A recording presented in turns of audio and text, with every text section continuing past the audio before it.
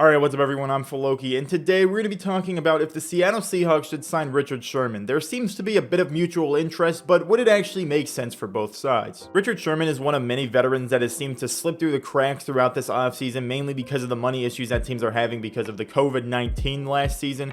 So of course, Richard Sherman is going to be a pretty solid option for us to bring back, and it'll probably be pretty cheap with how everything is going right now with the free agency market. Like, a lot of veterans will probably be cheap going into the season. But the thing that really matters is the question of if it is good for the Seattle Seahawks. Now, in this video, I want to talk a little bit about some of the reasons why I think it's good and some of the reasons why maybe the Seahawks shouldn't sign him, but there are definitely more reasons why we should sign him than why we shouldn't.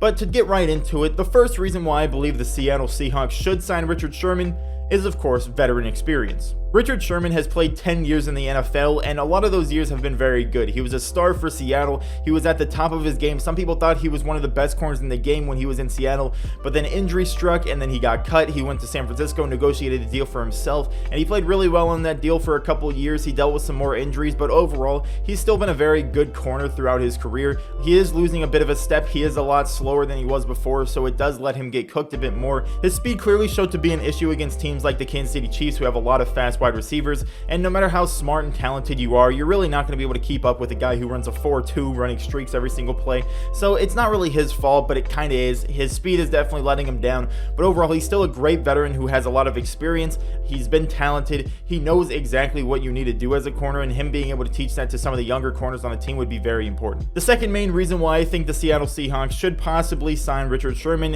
is because there's really no losing in the situation monetarily. We could probably sign him for a deal cheaper than Okello Witherspoon for a year, maybe a bit more expensive, but overall, looking at the corner market, people who have been signed, people that are veterans that aren't really at the top of their game but still can bring a lot to the team intellectually and with their talent, they're not really getting too big of deals, and they're getting one-year deals, so it really doesn't matter going into the future what we give him now.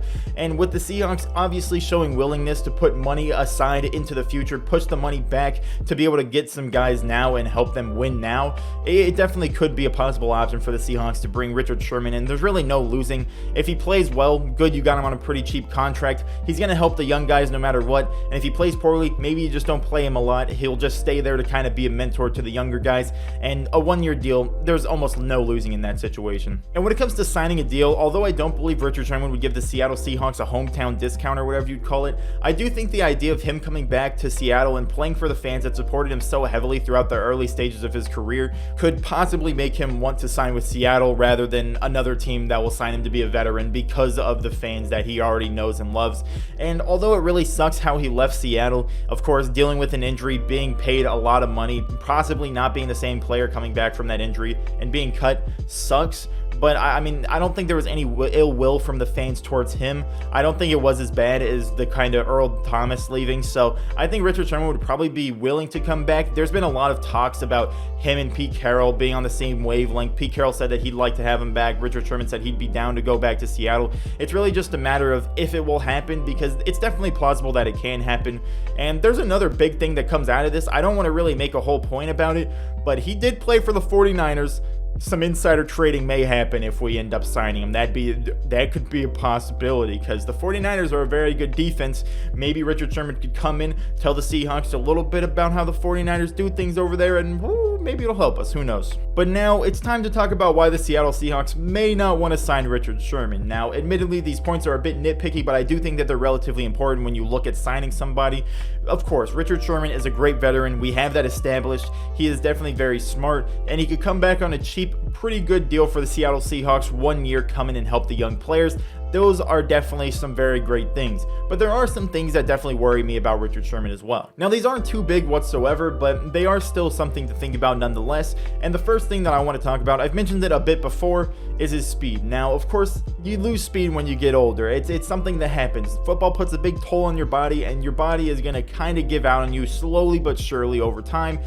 And his speed is definitely going to be an issue. With wide receivers seemingly getting faster and faster and being more capable with the speed that they have, someone like Richard Sherman, who's obviously lost a step or two throughout his time in the league, even though he wasn't even the fastest when he was at the top of his game, he's still losing some steps, and that's going to be a big issue. It's going to show how he played against the Kansas City Chiefs, where he was going against 4-2, 4-3 guys every single play, and it was really tough for him to cover. You know, your smarts and your talent only get you so far. Speed is very important in the corner and wide receiver positions, so I mean, that could be a possible issue for Richard Sherman, but I do think the main thing that we'd bring him in for would be veteran presence, and I don't think that we would match him up against someone with 4.2, 4.3 speed every single time. I think we'd kind of realize that mismatch if we did bring him in. And the final point that I want to talk about in this video is kind of the opposite of the first point that I talked about, and that's the inexperience for the Seahawks corners. Now, of course, everyone knows the Seahawks corner group is young and inexperienced.